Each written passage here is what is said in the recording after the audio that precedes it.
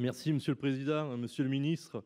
Permettez-moi d'adresser mon plus vif soutien aux communes touchées par les inondations jeudi et vendredi dernier. Ces communes, je l'ai vécu dans les Alpes de Haute-Provence, sont sans nul doute déjà engagées dans des démarches de reconstruction de leur infrastructure électrique notamment. Le projet de loi de finances pour 2025 prévoit dans son article 7 pour son volet fiscal et 36 pour son volet budgétaire de réformer le financement du compte d'affectation spéciale FACÉ, compte dédié à l'électrification rurale. Ce financement constitue l'engagement de l'État à assurer un service public de distribution de l'électricité pour les usagers et les entreprises locales dans la ruralité, en dépit d'une rentabilité économique moindre. L'ensemble des budgets consacrés à cet engagement se monte à 377 millions d'euros depuis 2012, sans compensation de l'inflation, en ajoutant des missions liées à la transition écologique. À cela, malheureusement, s'ajoute le défi de la répartition des réseaux suite aux intempéries subies, comme de l'enfouissement de ces derniers à des fins de résilience. Là encore, nous devons sans doute envisager que l'exceptionnel dure.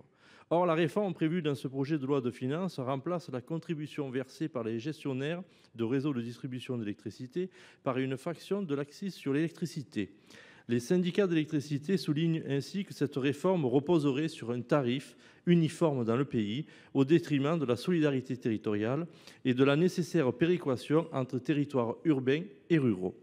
Cette assise serait par ailleurs décorrélée des besoins d'investissement constatés sur le terrain. Enfin, nous devons craindre à terme la fin de ce compte spécial et la dilution des crédits liés à des missions de service public dans le budget de l'État. Monsieur le ministre, l'accès à un réseau électrique n'est pas un caprice budgétaire pour nos collectivités, notamment les plus petites, les plus isolées, les plus fragiles.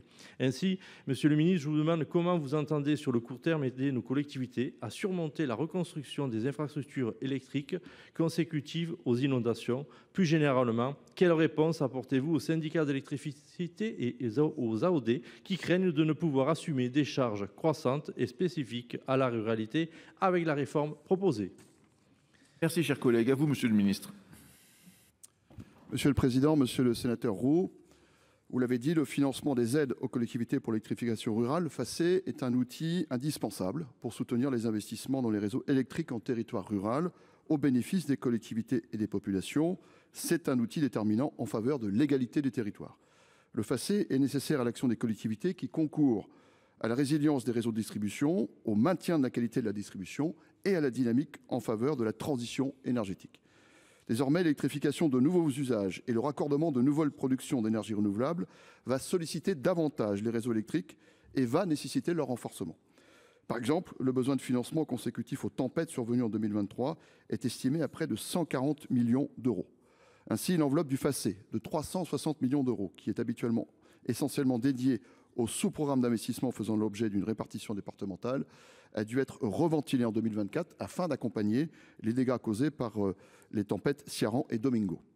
Le PLF 2025 comporte un article prévoyant la réforme de simplification du mode de financement du FACÉ, du compte d'affectation spéciale. Jusqu'en 2024, les recettes proviennent des contributions dues par les gestionnaires des réseaux publics de distribution en application. À partir de 2025, ces contributions seront remplacées par le versement d'une fraction du produit de l'accise sur l'électricité affectée au financement des aides aux collectivités pour l'électrification rurale.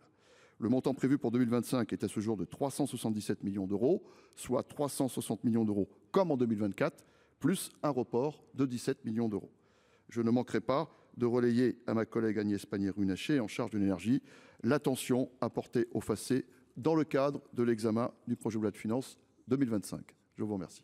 Merci, monsieur.